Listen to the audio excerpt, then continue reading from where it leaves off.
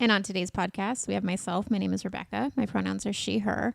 And I am still cavity free. I just went to the dentist. And one special thing about me, I've never, ever, ever had a cavity. How did I not know that about you? Not one, ever. And I just went this week and the streak continues. That's amazing. That's a really good accomplishment. Amazing. That is a good accomplishment. I think that might be the best accomplishment an adult can have. I know. Oh my God. Yeah, I was very nervous when I went in and nope, still no cavities. So that's a lot. So you've never had a filling? Never had a filling. I've had my wisdom teeth out. I've had x-rays and cleanings, and that's as far as anything's go. I've never been numbed, like Novocaine. You've nothing. never had a How numbing often do you shot? go to the dentist? I hadn't been in 2 years because I am every 2 years shook. I don't have cavities, Yeah. so I just go. But I should go more. I'm gonna go every 6 months now with a cleaning. But I don't think I ever have heard you say that. Wow. That's fun. Yeah. Good for you. Yeah. Okay, Ro. Wow. I'm Ro. My pronouns are they, them. And we are, I guess, like recording our faces today because maybe putting this on YouTube. And I show up with the most busted face. So I was supposed to have this. You should lean in a little. Show. Oh. My nose is starting to bruise on the top. I was hanging out with a very... Are you going to tell the truth or a lie? No, I'm going to tell the truth. I was hanging out with a very special friend, my friends with chemistry, this weekend, and we were playing soccer, and I was trying to save the ball from going down the hill, and I don't know what happened, but my other foot hit some sand, and I literally launched myself face first into the sidewalk. And it was supposed to be like we had just had a beautiful sunset hike. It was like, and I almost bit through my entire lip. Yeah, I can see. Yeah. It's on the inside. Inside and outside. I don't know how I didn't lose my 2 front teeth. It was one of those moments where your head comes up and you think, can I please just rewind? Can I rewind like 10 seconds? And my nose bled like the tiniest bit. And my teeth are sore, but they're not loose. Did not break my nose. It could have been way worse. It could have been way worse. At your age? Yeah, my mouth. My mouth bled, and now every time I jump on a call with clients, I'm like, I didn't think they were gonna notice. My very first client this week was like, "Whoa, dude, what happened to your face?" And now I'm like, "Okay, we know this is happening." So that's not really information about me, other than what's happening for me live right now. Does your face hurt? It's killing me. And I'm Rosy. My pronouns are she, her. And currently my read count for the year, we're in December now, so it's getting towards the end. I'm at 20 books. I know it's not a lot, but for me, my goal was 12. Oh. That's my body count for the year. Oh, That's great. I love that for you. Kidding. 2 a month. I thought that's actually that would be pretty good. Yeah. Great. Yeah. But I thought for sure I'd only read like one a month to hit the 12 mark, but That's got 20. That's and I'm reading awesome. 21 right now. I don't think I'll finish 21 because it's a pretty long book that I started, but Is it still the fantasy one? I finished that one. So Oh. it's a trilogy. So Oh, I'm on the second one of that one, but I did finish on Thanksgiving. I finished that one. It was I finished the Bassoon King that you recommended to me. Such a good book. so Oh good. my gosh. Okay, well, very good. So I guess good. I can't ask my icebreaker. My icebreaker's gonna be about, but we'll save it. We can always ask each other what we're reading because, like, I know. Yeah. we're always reading. Yeah. Okay, so I'm going to do my icebreaker first, which is what's the last thing you can remember that you did that scared you?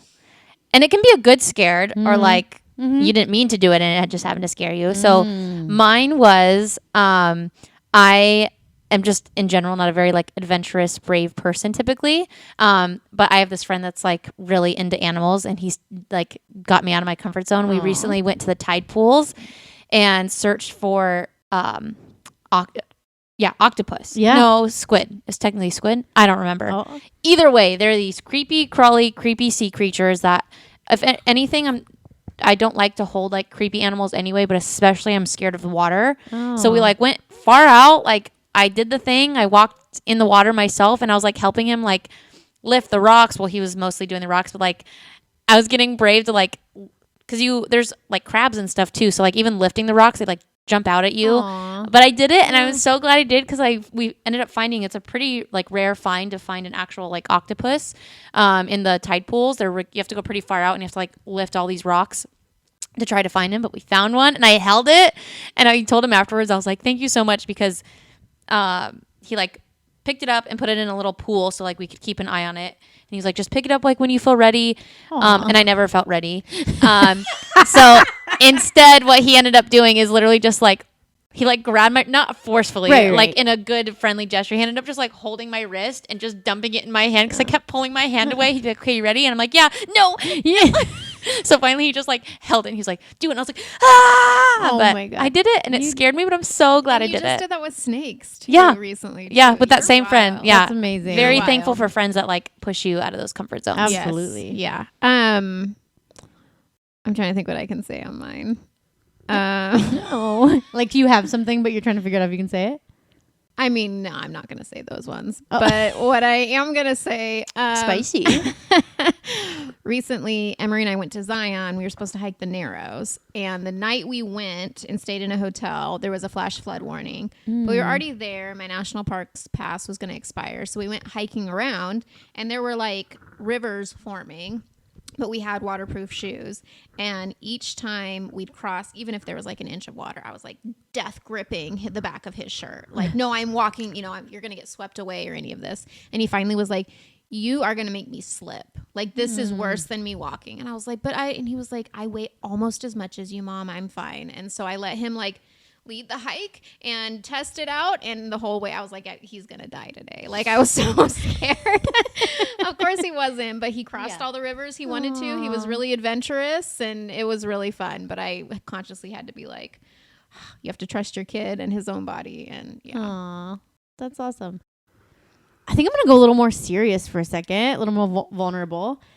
So I know this about myself, that sometimes during the holidays, I need to slow down. Like, I need to preserve my nervous system. I need to take the most care of myself. And so usually, most other times of the year, I can go out, have a glass of wine, have fun. And a few nights ago, I had a glass of wine, and it kind of took me in this like big old downward spiral. And so I'm on my 2-drink maximum for the rest of the month. And so that was kind of scary because I think it's a good reminder that sometimes we have to like pay attention to our bodies, especially during seasons when maybe we're holding more or we're like, yeah. So that's a little more serious, but I don't always do that. I take really good care of myself. So when I feel like I'm scaring myself, I'm like, okay, we are implementing some boundaries around ourselves. I love that. That is good. What a good balance of frightening stories. Yes. Who has an icebreaker? I can go. So you know the meme with the guy and he holds up the cardboard and they're like controversial but low stakes things written on the cardboard. Okay, what would your controversial low stake thing be written on the cardboard? Mine would be that concerts are overrated. Ooh, I actually would agree with that one. I mean, it's loud. You're standing. Like, I'd rather have a glass of wine. And like, I just hit the mic with my 2 front teeth. That didn't feel very good. And yeah, I think concerts, like, I'd rather be in my own experience in the music. I like this question. I know, feel like I actually have a couple. Oh. But I'm trying to think of a good one. I mean, like, I have a nerdy one that is a very niche audience that will only hit a few people, but Legend of Korra was better than Avatar: The Last Airbender. That would be a controversial take, but one that might like resonate maybe more with other people.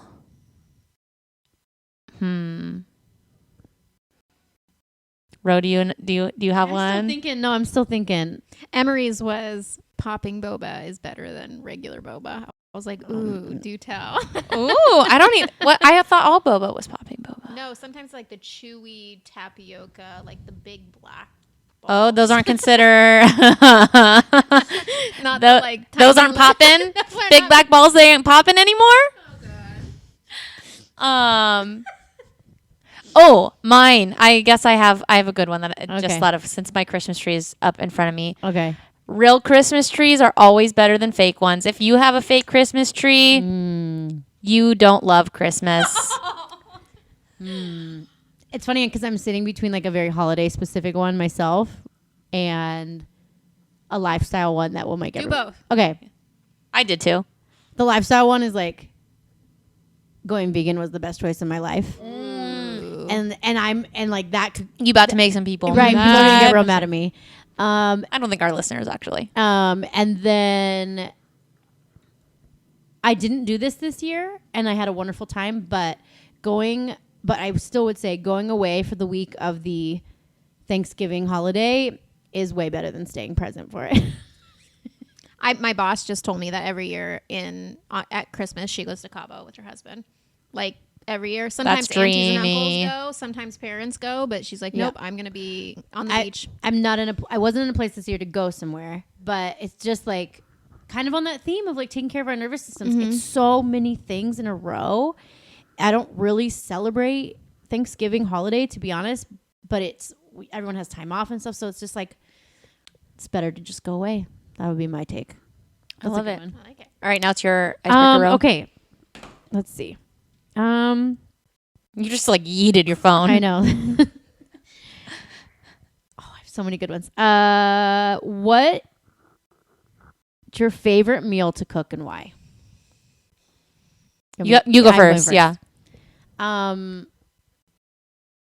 Nachos, like a baked nacho, and it's right now I do a vegan nacho. However, the reason why it's my favorite is because you can decorate it yourself. So like I can bake nachos with some vegan cheese, and if someone wanted to make a side of real cheese, they could pour it on. But like, Yeah, nacho cheese ain't real. no, there's nothing about cheese that sits in a can in your pantry. But and then I just love that you can like share it, and I have burnt it before.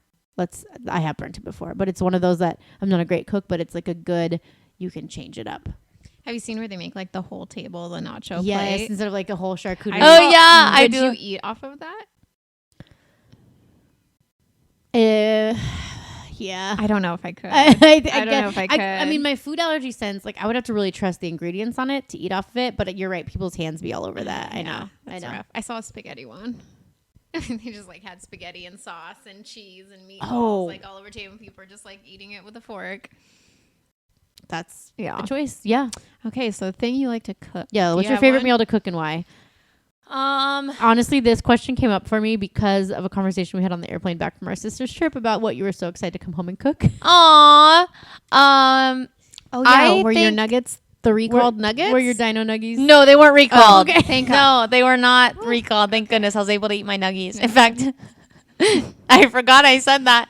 And so Justin was like dead asleep, but he's trying so hard to be like excited. So first I came in and said hi to him. This is a quick tangent. He's like, "Hi babe, I missed you so much."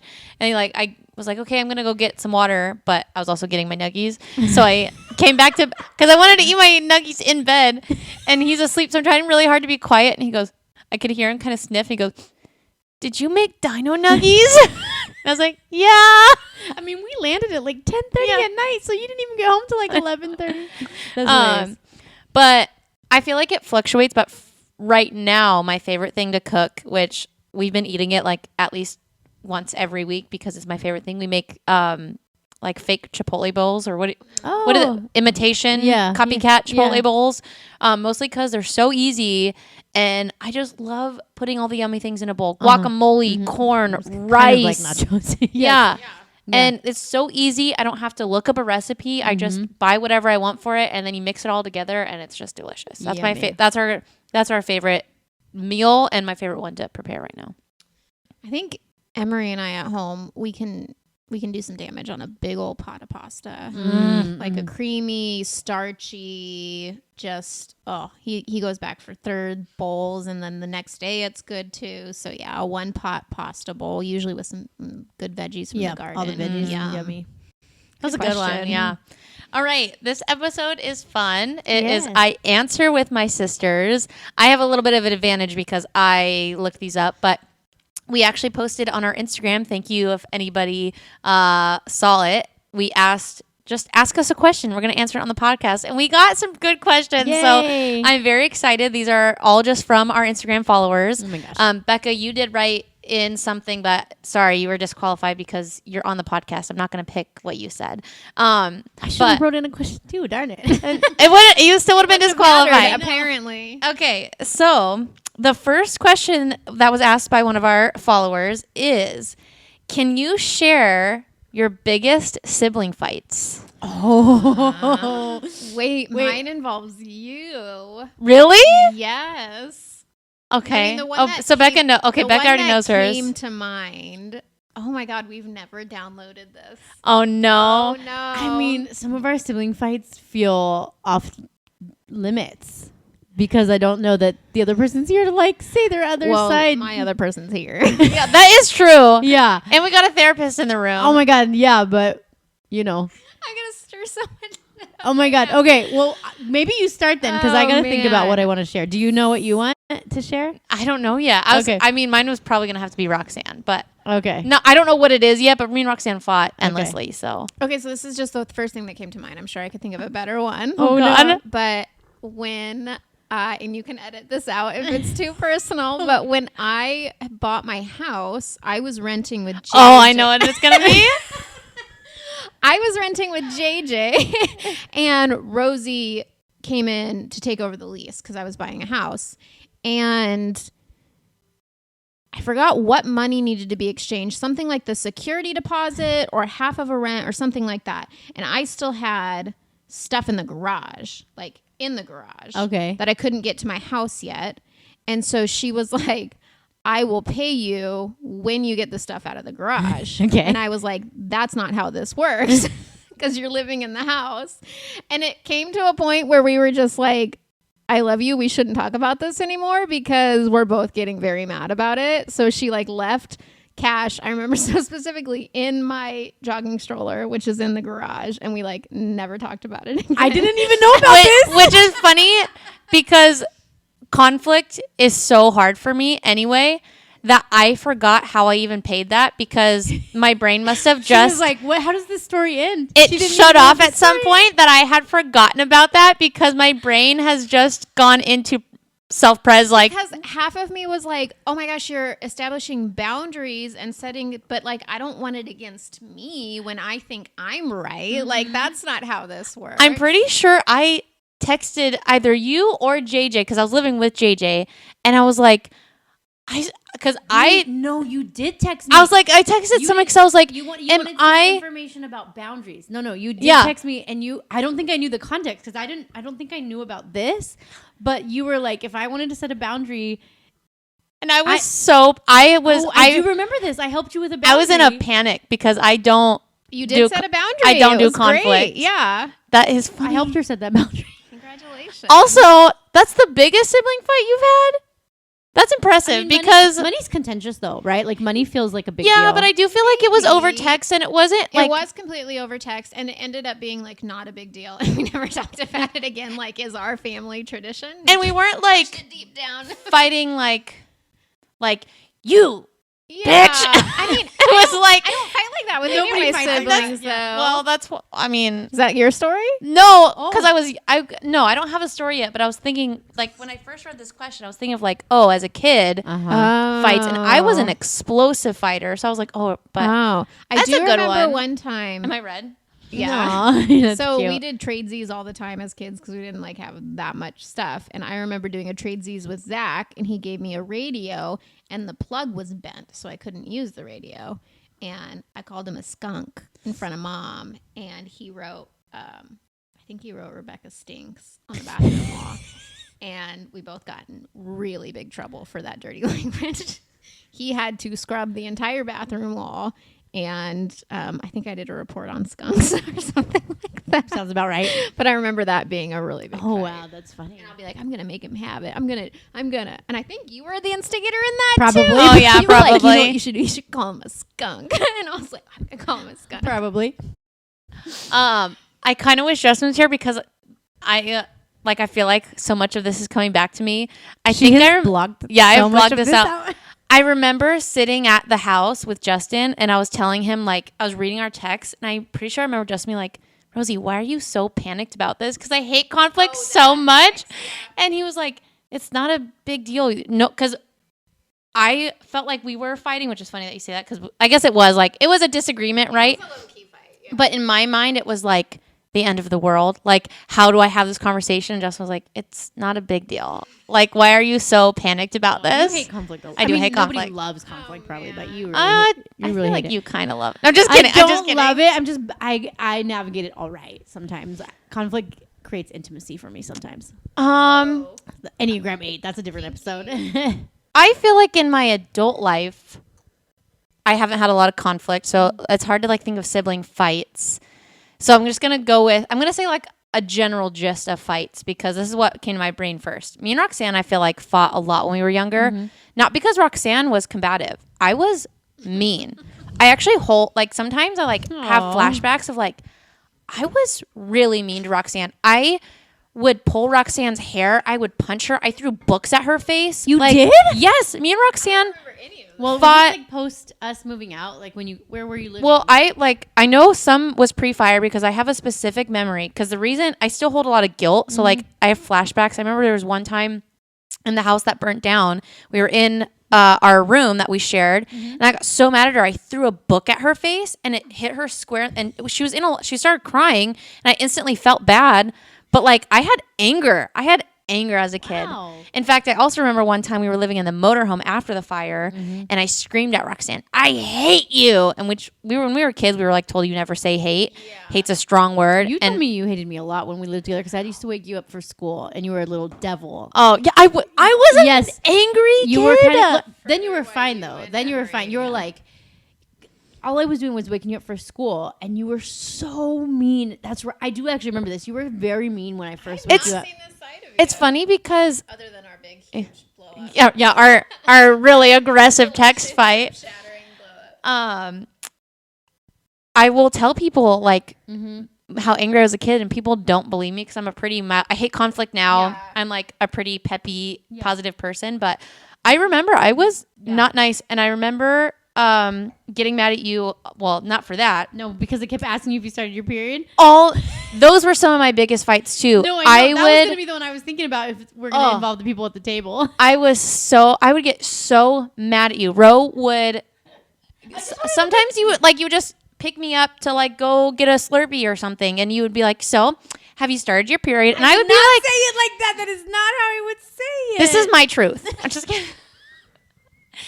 And I already like had so much anxiety about starting my period, and I started my period really late in life anyway. So it was probably 4 years of you asking me, and I was like, no.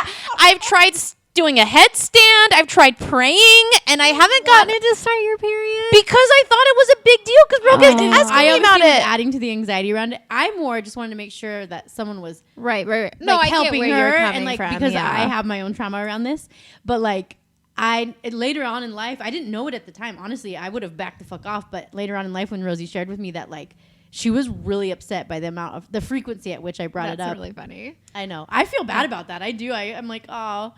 But I feel like as far as like fights, I guess when I think about fights too, I think of like explosive. So I don't feel like I've had any fights in my adulthood. But yeah, me and Roxanne fought a lot. I feel like as kids. Mm-hmm. I've had a good one with an in-law around a pretty like sensitive topic. So that's why I'm like, those feel kind of like sensitive and maybe not my best moments, but I also don't apologize for that. And not Beavis and Butthead. Oh, I mean, Ro used to torture a fight me. For me. I didn't torture you. I feel like there's an inside joke here. Okay, Ro and I always shared a room. Always shared a room. And you would have these manic moments at night where like, let's wrestle. Boom. I'm like, this isn't wrestling. Or like. That was me. I don't know. We weren't allowed to watch Beavis and Butthead. But it was funny. We like knew the reference of Beavis and Butthead. And he used to like lay on me and be like, Beavis and Butthead. I didn't get it. But I was like, I just was like, I have a lot of energy in my body sometimes. And Gaga was just like always around. And so we would just. And that Celine Dion CD. I cannot listen to that CD. It's like, because I just had too much energy. And the smell of mulberry. Wow, these are things that are definitely funny. You know what's funny? Not know any of this. I know. Well, we've always shared. In fact, we shared a bed for most of the time, and so like we kind of tortured someone gave each us other. their old pull-out couch, and we were like, "This is what we should do. Yeah. We should have one pull-out couch in our room that we pull out every day and sleep on.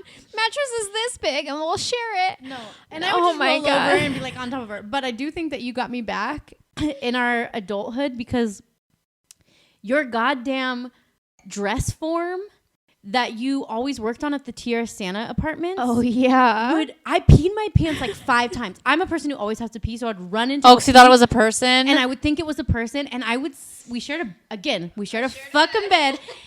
Needles everywhere. She's always sewing, and so there would be needles under the dress form when I'm running because I peed my pants because it scared me in our bed everywhere. And so that's because we were poor and we couldn't afford 2 beds at that time. Yeah, somehow I'm on Becca's side on this one. Yours sound chaotic. Becca sounds like she was trying for her career. Going in fashion school, but still, I shouldn't have left. No, it was all good. Oh god, the Tierra Santa apartment. I haven't thought of that in a bit. Oh man, we were crammed in there. That's funny. Oh, that makes me laugh, cry too. Because that is such a good question. Yeah, that's a great question. Oh man. Okay.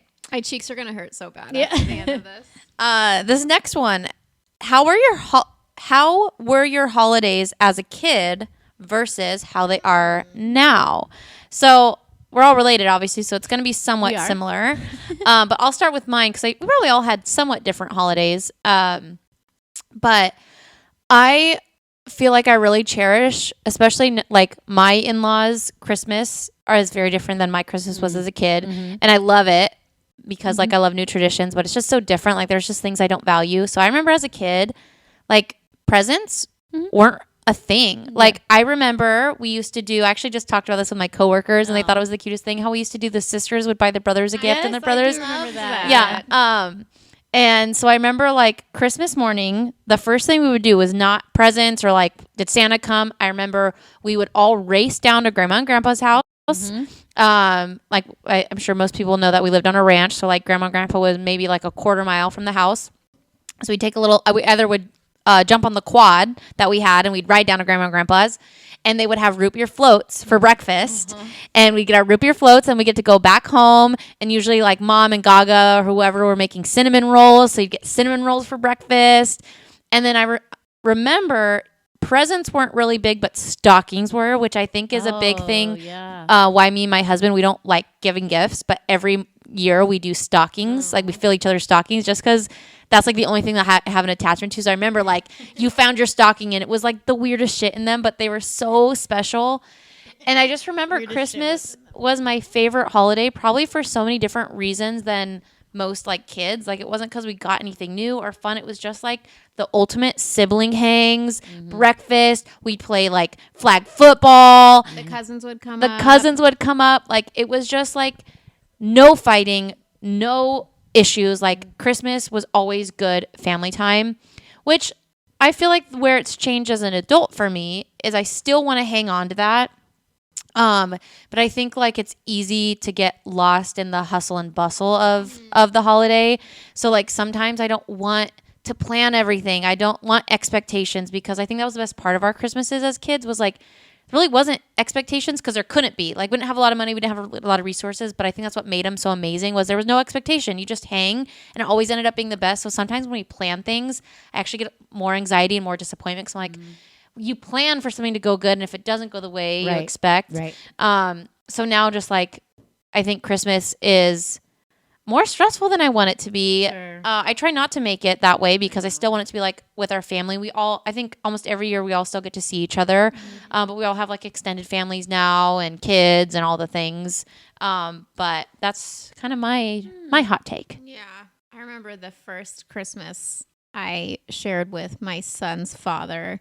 I got him like a little money clip, and I engraved his initials in it because he said he wanted it. And he was like, "Oh, thanks. I got you 10 things." And I was like, "Oh, is this what people do?" And he was like, "Yeah." I was like, "Oh." And it was so awkward because it was just a different like upbringing of that.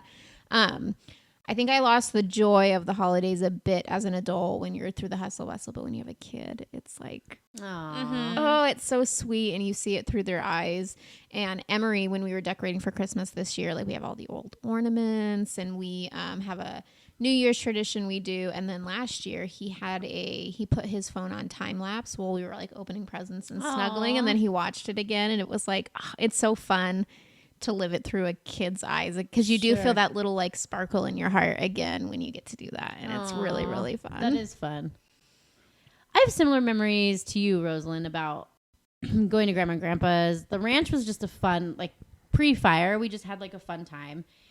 I do remember also some fun times of us all jumping in the car. We had this minivan that was like, I guess it was an 8-seater, and there's 9 of us, so we were always smashed. But we'd go watch Christmas lights or like look at Christmas lights. That was a thing that we did a lot.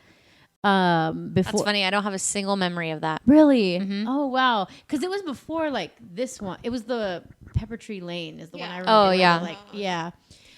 Do you guys remember the sparkly lights Dad would put on the inside of the house? I do, because nobody came and saw the outside of our house. Do you remember that in the living room? And we would just like lay on the floor. Oh, and watch them. Yeah, that did unlock, which is funny because now that you say that, I remember Mom used to always let me put Christmas lights in my bedroom during Christmas, and that I would always I liked looking at Christmas lights in the house too, not just outside. Oh my gosh, I remember there was this angel ornament before the fire. And it was my favorite one. I don't remember where I got it. And then Dad, like when we were younger, he would like give us each, and we would line up like an assembly line, and he would give us each an ornament to go put on the tree. And he would always like save the angel one. Oh, like so cute. on the slide until I came up and he could give it because it was my favorite one. We grew up in a super religious household too, so there was always the wreath with the candles and the readings every night. Yeah. Oh my god! Like so, like that did unlock an advent calendar. But like with the biblical reading and bad chocolate. Yeah. So and like you got maybe one the whole season because we had so many kids. Yeah. And I feel like the chocolate was potentially old because it was like oxidized. Like it was And, we were poor, so it'd probably be like 5 years ago advent calendar. Yeah. But yeah. Clearance section dollar store the year before. Yeah. And we a few years got trees donated. Do you remember the year we got the flocked tree and we were from like, our what buddy? the hell is this? Yeah. Why is it white? Oh my gosh, yes. So as a kid, and I think cousins, and it was fun. And then definitely like as an adult, I did a lot of hosting at my first house, and that we had some fun times. I enjoyed decorating, but I would get caught up in the stress of it. I in my like 30s, that's when I like had to release some of that. And then the last few years, as someone who is polyamorous and you're dating multiple people, and it depends on who you're dating, and then like how do you fit in? My husband and I are still very connected to each other's families, but maybe he's got someone. So it does take a different sort of vibe, but I actually really enjoy learning about people that I'm dating or people that I'm in relationship with, families' traditions, because it's all different. And I do. Last year, you did something super fun. We played trivia. Oh, that was really fun. I don't know if we're doing that again. Mom wants to do karaoke this year. Oh, was that real? Because I was like, if so, I can make that happen. But was it I mean, we did have some margaritas, but it was real. We should get a little karaoke machine. And some margaritas. Emery has a karaoke machine. Yes. Oh, yeah, because you just bring it over. YouTube karaoke. Yeah, that would be fun. So we have mics and stuff. Yeah, we've been working on some new traditions. I think I remember the boys getting the girls, the brothers getting the sisters. And I also, as someone who's very anti-capitalist and who my love language is not gifting. I do not like giving gifts. Same. It stresses me out. So luckily, Tim and I have never really given gifts. We do a little ornament each Christmas Eve of like summing up our year. And I been pretty good about being with partners who also aren't gift givers, except if they are, we just have to create space for like, hey, I'm not a gift giver. And so I feel a little pressure, and I have gotten to a place where I'm like, well, this is just not how I show my love. And so I try not to go too broke around the holidays, but I do get stressed out about it. I don't love that there's this capitalistic sort of pressure to do something around it. I will say with a kid, like it does slow you down, because some nights I'm like, do you want to go see lights? Do you want to go ice skating? And Emery will be like, can we make hot cocoa and watch a movie and snuggle? I'm like, oh, that's so great.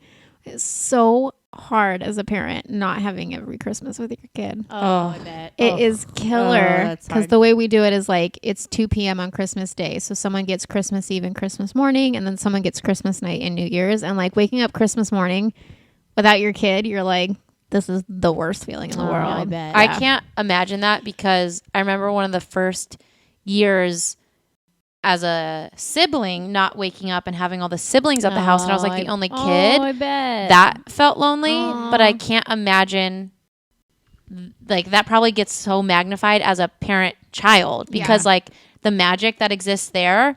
And of course you can create it the day before, the day after. The first year, I think Emery was 5 years old, was the first year, and Ro and Timmy like happened to be in the neighborhood and needed to stay the night in the yard in the van, and came over Christmas morning and was like, you want a drink? I was like, yeah, I want a drink. It's hard. It's really hard. Yeah. Ugh. That's a great. I will mention because of thank you to the person that asked this question. I want to also mention something that's been the one consistent tradition for all of our lives. I think in Christmas is our dad's side of the family has tons of brothers and sisters. Oh my gosh, I was actually going to talk about this. That's funny. That's every year we do our like big Ninneman family Christmas party, and that has been really special to my heart, especially because I feel like it's fun now that my brain's fully developed. I remember as a kid things seeming like so grandesque, or like, because what we play white, or it's changed obviously over the years, but like we had this white elephant game that you had to be in junior high, I think, to play or something like that. So like when I wasn't old enough to play, I was like would watch and I'd be the timer. And then I remember the first year I was old enough to play, which now feels like forever ago being in junior high. I remember the first time I brought Justin, and it was like a big deal to bring your significant other the first time to the big family party. Like,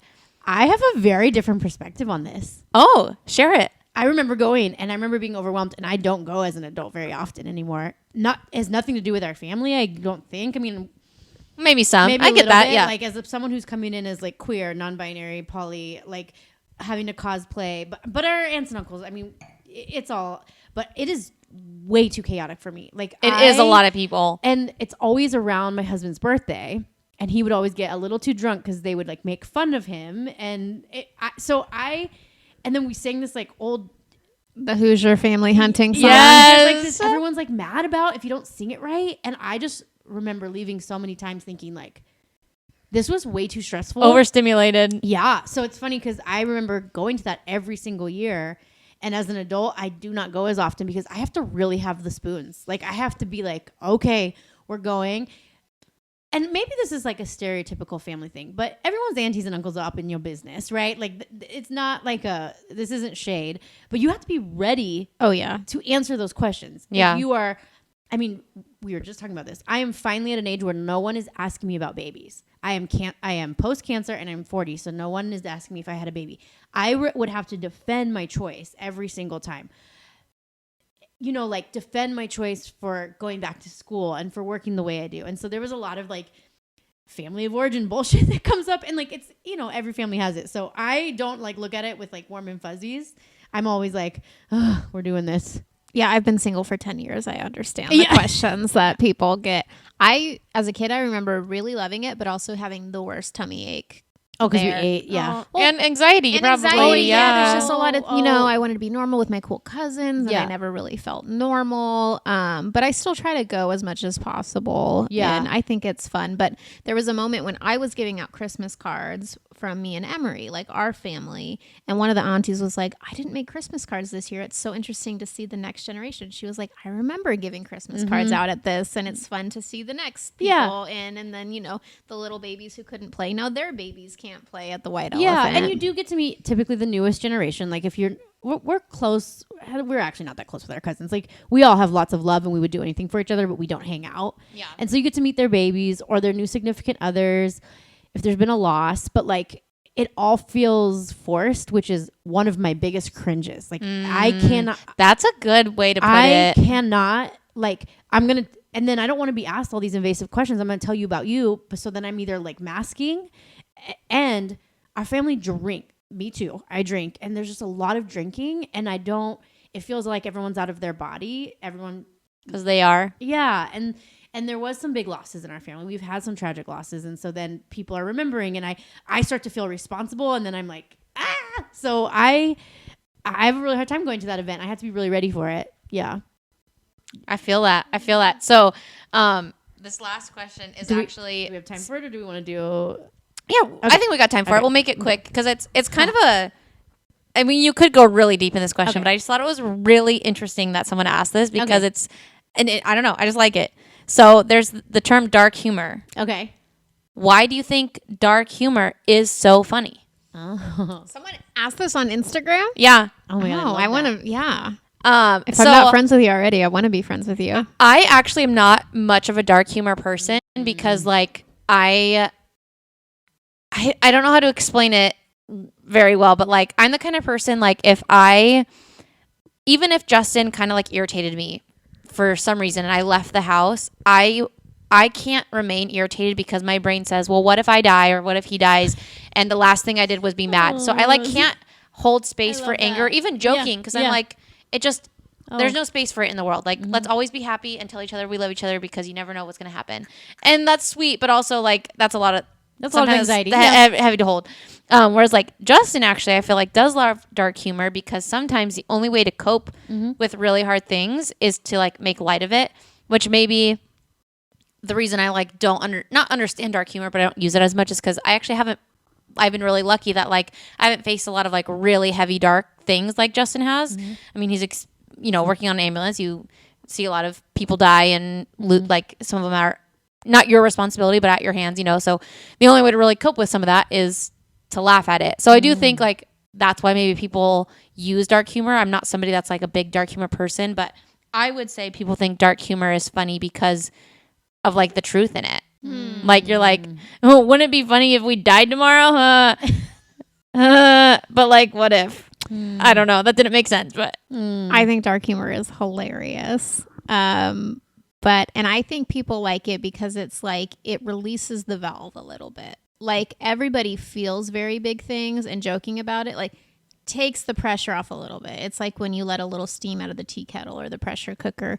Anne Lamott, a great author, she whenever she's on a high place, she vocalizes like, do you ever feel like jumping off of this? Like, I'm not suicidal, and everybody has that thought on a high place. So it's like that with dark humor. Like everybody has these dark humor thoughts. So when you put it in a joke or you put it out in the universe, it's kind of like an equalizer. It's like, listen, everything is fucked up, so we should have a little bit of fun with it. Like, don't take yourself too seriously. So yeah, I think it is a bit of a normalizer. It's just like, I mean, this planet is so fucked up. Like, everybody has their shit. Everybody goes through stuff. Make a little bit of humor of it. I think it's really funny. Like, I don't know. I'm super into dark humor. I think it's great. Sacrilegious stuff. Like, don't take yourself too seriously. We're all going to hell in a handbasket. Might as well laugh on the way there. Like, I don't know. That was really fucking eloquent. Well done. Ro, I don't even want you to answer this question. I'm just kidding. But damn, Gaga, that was really well said. Yeah, love that. I think humor is more acceptable in the society than vulnerability. And so if I come to the table and be like, yo, I drank so much on Monday and cried myself to sleep because I'm a pussy, versus like, yo, I've been in a really like low I'm loving. Right. I've been in a really low place, and then I realize I need to have a 2-drink minimum. Or not minimum. 2-drink maximum. Same. 2-drink maximum, I need you to hold me accountable for that. Like, those are two very different conversations depending on obviously who's holding it for you. So I'm a therapist. Dark humor is part of my template. I think you can't not sit with lots of people if you do and hear people struggle without having a little bit of humor. But I also think the society has produced it so that humor feels more acceptable than like true darkness around topics. As a Western society, we don't talk about death. So a lot of times dark humor is around death and loss and grief. And as a Western society, we don't hold those things. Those have a lot of taboo. And so the way around it is like, I'm going to test if you can hold this. I'm going to make a joke.